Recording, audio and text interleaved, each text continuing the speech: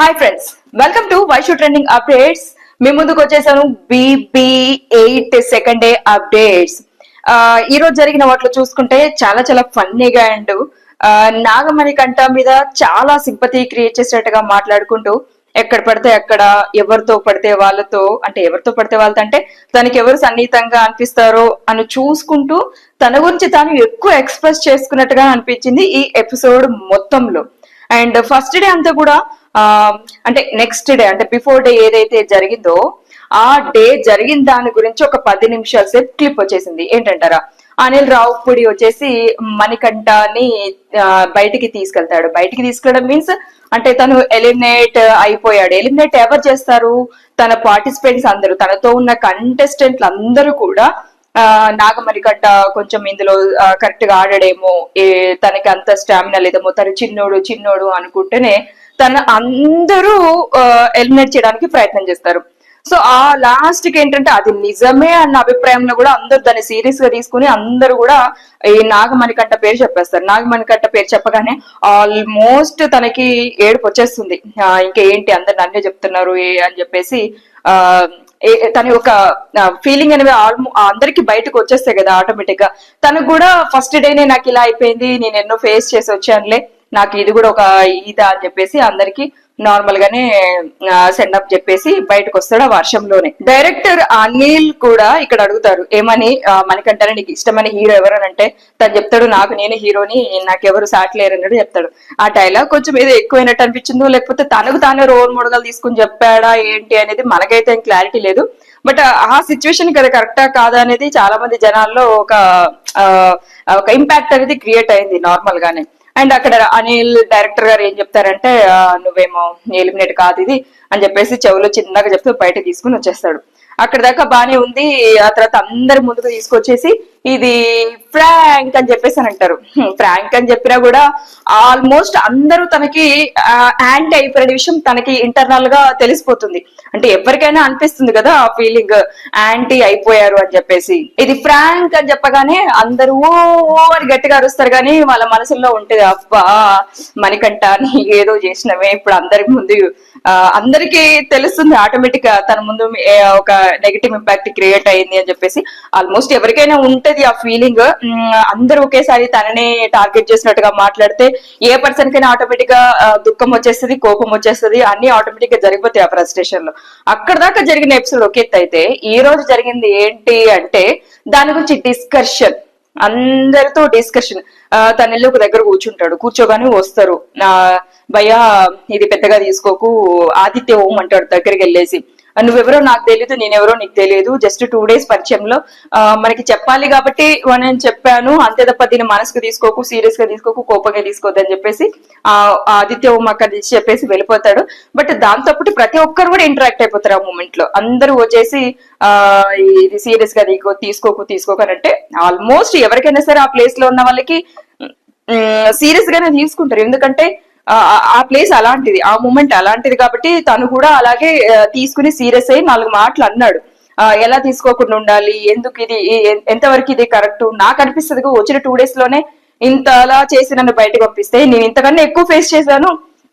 6 months ఒంటరిగా ఒక గదిలో ఉండి బయటకు కూడా రాలేదు నేను, అలాంటిది నాకేమి ఇది పెద్ద ఇది కాదు అని చెప్పేసి తన వేలో తను ఎక్స్ప్లెనేషన్ ఇస్తాడు.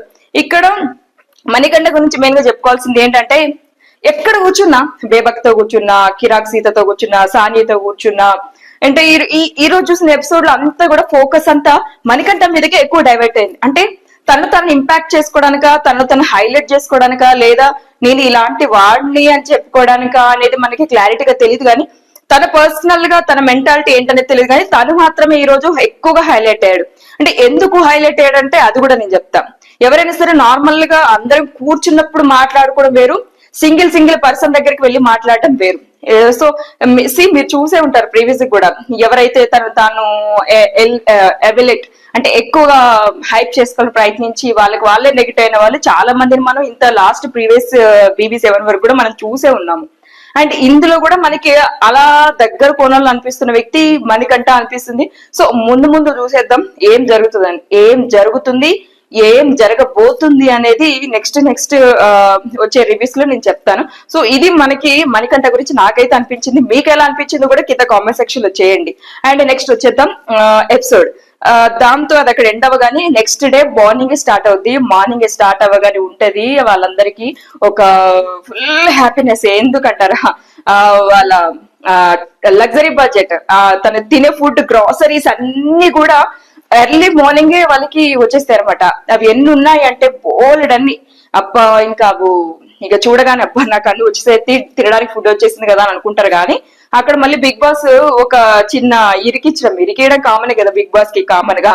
ఇవన్నీ కొంతకాలం అన్నాడు కానీ అది 1 month 2 weeks 10 days అనేది ఏమి క్లారిటీగా చెప్పలేదు. అంటే వాళ్ళు ఎంత జాగ్రత్తగా వాడుకుంటేనే అంత జాగ్రత్తగా గ్రాసరీస్ వాళ్ళకి తినడానికి ఫుడ్ ఉంటుంది అనేది, ఇష్టం వచ్చినట్టు తినడానికి ఉండదు అని చెప్పేసి ఇక్కడ మనకి చెప్పినట్టుగా అర్థం అవుతుంది అందరికి. ఇదంతా ఒకేతైతే నెక్స్ట్ వచ్చేసి ఈ గ్రాసరీస్ అవన్నీ తీసుకుంటారు, అన్ని ఆల్మోస్ట్ అన్ని సర్దేసుకుంటారు. నెక్స్ట్ వచ్చేసి ఏమంటే సానియాకి బేబక్కకి ఇక్కడ మళ్ళీ కమ్యూనికేషన్ చేంజ్ వచ్చేస్తుంది. ఆల్మోస్ట్ అందరూ అందులో కొత్తే. కుక్కర్ లో ఏదో పెట్టి వచ్చింది, పప్పు అవ్వట్లేదు. 14 members కూడా ఇక్కడ వెయిట్ చేస్తే ఆ ఫుడ్ కోసమే అని చెప్పేసి సానియా చాలా గట్టిగా అరుస్తుంది. ఇక్కడ చిన్న మిస్కమ్యూనికేషన్ కూడా జరిగింది. మీకు బాధ్యత రహితంగా ఉన్నారు, ఇలా ఉంటే ఎలా, ఫుడ్ ఎంత మంది వెయిట్ చేస్తున్నారు, మీరు ఇలా వచ్చేసి నాకు తెలియదు అంటే అది ఎంతవరకు కరెక్ట్ అని చెప్పేసి అక్కడ చిన్న డిస్కషన్ జరుగుతుంది. ఆ మూమెంట్ బేబక్కకు అర్థం కాదు. తర్వాత వచ్చి ఎవరో సైడ్ కి వచ్చేసి మాట్లాడిన తర్వాత ఓ నన్ను ఇలా అన్నట్టుగా మళ్ళీ అక్కడ డిస్కషన్ చేస్తారు. అండ్ అక్కడ పప్పు ఉడికే డిస్కషన్ లో కూడా ఇక్కడ వీళ్ళకి పెద్ద ఇష్యూ అయిపోతుంది బేబక్కకి, సానియాకి. అండ్ ఇక్కడ ఇంకో విషయం ఏంటంటే సానియా కూడా చాలా అగ్రెసివ్ గా ఉన్నట్టుంది, అర్థం చేసుకునే గర్ల్లో ఉంది. ఎండింగ్ వరకు కూడా మంచి ఫైటింగ్ ఇచ్చే అమ్మాయిలని కనిపిస్తుంది. యాక్చువల్గా మనకు కావాల్సింది కూడా ఏంటంటే ఎప్పుడు ఫైటింగ్స్ ఒక టాపిక్ మీద ఇట్లా రగులుతూనే ఉండాలి. ఏ మాట మాట్లాడినా వెనకాల ఈ అగ్గిపుల్ల వెలిగించినంత స్పీడ్ గా ఇలా రఫాడేయించే అమ్మాయి లాగా ఉండాలి. అందులో సానియా అయితే నెంబర్ 1 గా నాకు కనిపిస్తుంది. అండ్ ప్రతి దాంట్లో అండ్ ఎండింగ్ ఈ రోజు ఎపిసోడ్ ఎండ్ అయ్యే వరకు కూడా తన మాటలు, తన యాక్టివిటీస్ అన్ని మనం చూస్తూ ఉన్నాం. ప్రతి దాంట్లో తన మూమెంట్ కనిపిస్తూనే ఉంది మనకి. అక్కడ కుకింగ్ విషయంలో కూడా అక్కడ అయిపోగానే నెక్స్ట్ మళ్ళీ వెంటనే శేఖర్ భాష వచ్చేసి ఆరెంజెస్ తో ఆడుకుంటా ఉంటాడు. ఆరెంజెస్ తో ఆడుకుంటున్నావు ఏంటి, అవి తినే వస్తువులు, తినే వాటిగా చూసుకోవాలి కానీ ఆడుకునే వాటితో చూసుకోవద్దు అని చెప్పేసి మళ్ళీ సానియా శేఖర్ తో గొడవ పెట్టుకుంటది. శేఖర్ ఊరుకుంటాడా, తను ఇంకా నన్ను అంటావా, మేనర్స్ ఉన్న వాళ్ళు అయితే ఫుడ్ ని అలా వేస్ట్ చేయరు, జాగ్రత్తగా వాడుకుంటారని చెప్పేసి సానియా వేలో తన వేలో కరెక్ట్ గా చెప్పింది.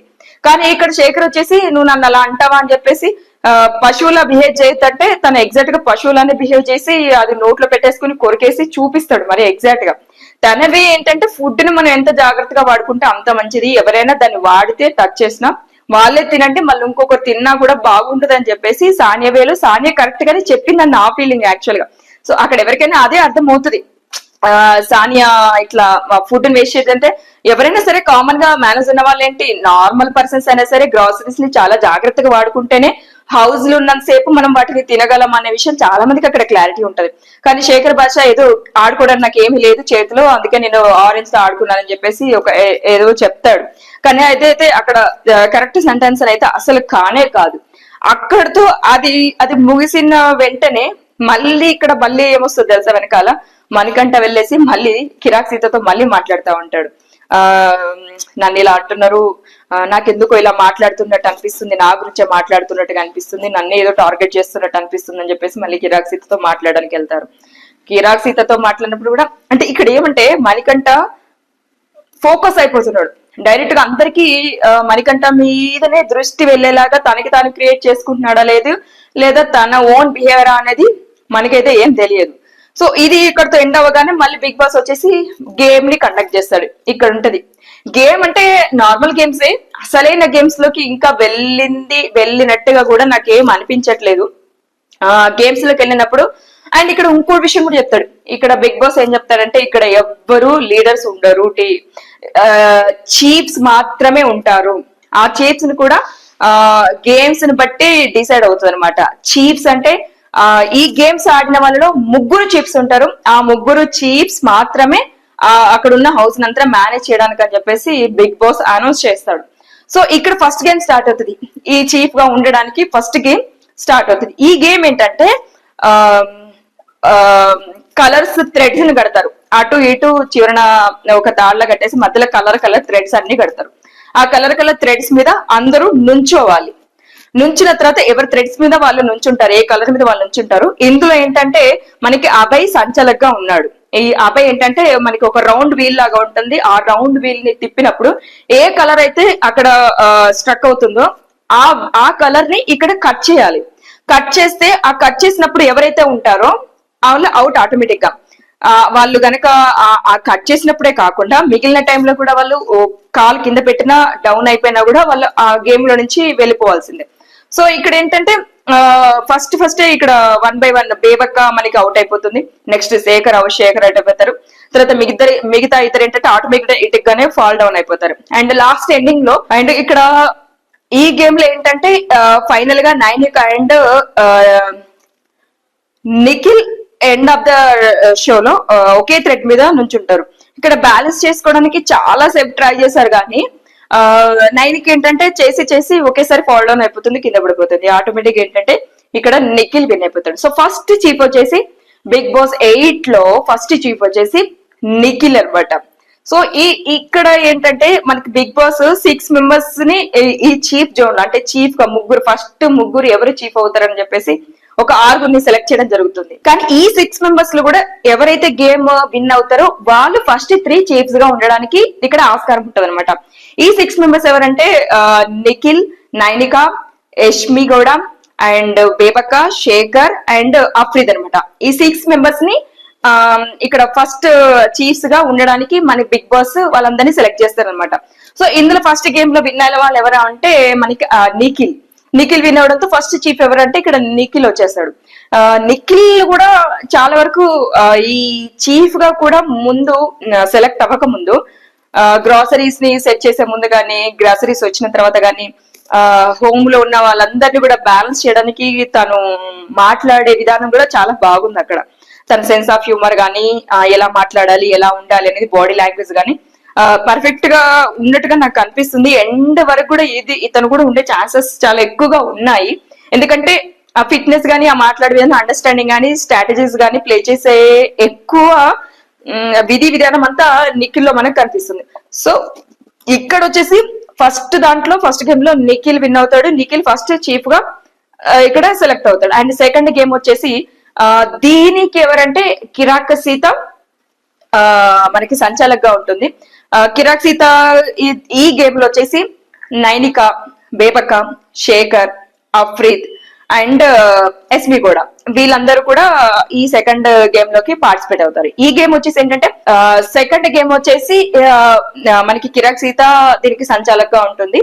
కిరాక్ సీత సంచాలక్గా ఉన్నప్పుడు కూడా చాలా బాగా తను చెప్పడం గానీ ఇన్స్ట్రక్షన్స్ ఇవ్వడం గానీ అన్ని పర్ఫెక్ట్ గా ఇస్తుంది అక్కడ. సో ఈ గేమ్ లో అంటే బ్యాలెన్స్ చేయాలి. బ్యాలెన్సింగ్ చేసుకుంటూ ఒక దగ్గర నుంచి ఇంకో దగ్గరికి మూవ్ అవి ఆ బాక్స్లు ఏవైతే ఉన్నాయో వాటిని ఎవరి కలర్ వాళ్ళు పర్టికులర్ గా ఎక్కువ ఎవరు పెడతారో వాళ్ళు ఇక్కడ విన్ అవ్వాలి అనమాట. సో ఈ గేమ్ లో ఏంటంటే నైనిక విన్ అయింది. నైనిక విన్ అవడంతో ఇక్కడ ఏంటంటే సెకండ్ మనకి ఇక్కడ చీఫ్ గా నైనిక విన్ అయిపోయింది అనమాట. సో ఇక్కడ ఏంటంటే ఇప్పుడు ఇద్దరు చీఫ్స్ మనకి బిగ్ బాస్ హౌస్ లో సెకండ్ డే రోజు సెలెక్ట్ అయిపోయారు. అండ్ ఇక్కడ బిగ్ బాస్ మనకి థర్డ్ గేమ్ పెడతాడు అనుకున్నాం కానీ గేమ్ పెట్టలేదు. మళ్ళీ ఇక్కడ ఒక ట్విస్ట్ ఇచ్చిండు, ఒక గేమ్ ఇచ్చాడు. ఇక్కడ గేమ్ పెడితే ఏమైతుంది, నార్మల్ గా ఎవరో ఒకరు విన్ అవుతారు కానీ అలా కాదు. ఫస్ట్ సెకండ్ ఎవరైతే విన్ అయ్యారో వాళ్ళ డెసిషన్ మేకింగ్ తో థర్డ్ చీఫ్ ని సెలెక్ట్ చేసుకోవాలని చెప్పేసి బిగ్ బాస్ ఒక ట్విస్ట్ పెడతాడు. అంటే ఇక్కడ ఏంటి ఒక మెలికే కదా, ఎట్లయినా సరే బిగ్ బాస్ హౌస్ లో ఇలాంటివి ఉంటేనే అది హైప్ లోకి వెళ్తుంది. అప్పుడు మనం చూసే వాళ్ళు కూడా మనకి చాలా ఇంట్రెస్ట్ ఉంటది. సో వీళ్ళు ఇప్పుడు డిస్కషన్ చేసుకోవడానికి ఒక రూమ్ లోకి వెళ్తారు. ఇక్కడ శేఖర్ భాష అయితే స్ట్రెంత్ తక్కువ, ఓపిక ఉండదు, కోపం ఎక్కువ అని చెప్పేసి తన గురించి 4 మాటలు మాట్లాడుకుంటారు. బేబక్క అంటారా, బేబక్క కూడా స్టెబిలిటీ లేదు, స్టెబిలిటీ లేకపోతే కూడా తను చీఫ్ గా ఉండడం కరెక్ట్ కాదని చెప్పేసి ఇట్లా వీళ్ళ డిస్కషన్ వీళ్ళు చేసుకుని తర్వాత మళ్ళీ బయటకు వస్తారు. బయటికి రాగానే ఒక బాక్స్ మీద ఒక్కొక్క ఫోటో పెడతారు. 4 ఫొటోస్ పెట్టేసి ఆ 4 ఫొటోస్ లో యష్మి గౌడ అండ్ అఫ్రీద్ అండ్ శేఖర్ భాష అండ్ బేబక్క 4 ఫోటోలు టేబుల్స్ మీద పెట్టారు. నిఖిల్ అండ్ నైనిక ఇద్దరు డిస్కషన్ చేసుకుని బయటకు వచ్చేస్తారు. బయటకు వచ్చేసిన తర్వాత 4 ప్లేసులలో 4 ఫొటోస్ ఉంటాయి.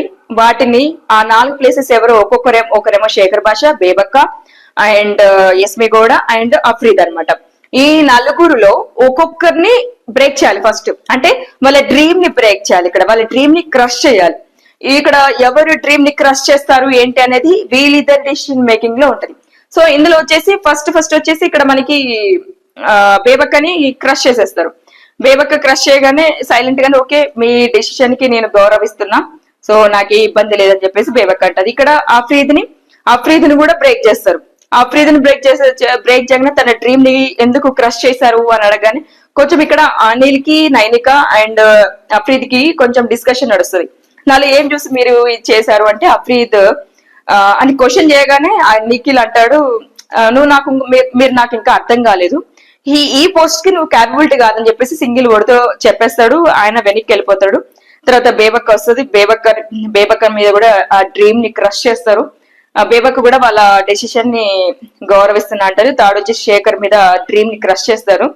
శేఖర్ మీద క్రష్ చేయగానే కొంచెం యాంగ్రీ అవుతాడు. నేనేం అర్థమైనా నీకు, నేను కరెక్ట్ సూటబుల్ కాదా అని చెప్పేసి నిఖిల్ ప్రశ్నించగానే ఇక్కడ కూడా డిస్కషన్ పెద్దగా ఏమి అవ్వదు వాళ్ళిద్దరి మధ్య. అవ్వదు కానీ ఇక్కడ ఫైనల్ గా ఎస్మి గౌడని సెలెక్ట్ చేస్తారు. ఎస్మి గౌడ ముందు ఏమనుకుంటుంది, నన్ను ఎవరు సెలెక్ట్ చేస్తారులే, ఏం లేదులే అని చెప్పేసి తను నార్మల్ గా కూర్చున్నప్పుడు మనకి కనిపిస్తుంది. ఫైనల్ గా వచ్చేసి కానీ యష్మి గౌడే ఇక్కడ విన్ అవుతుంది అనమాట. యష్మి గౌడనే చీఫ్ గా మనకి ఇక్కడ సెలెక్ట్ చేస్తారు. యష్మి గౌడాన్ని ఎందుకు సెలెక్ట్ చేశారు అని చెప్పేసి ఇదిగోండి ఇక్కడ కూడా సానియా మన ప్రతాపాన్ని చూపిస్తుంది.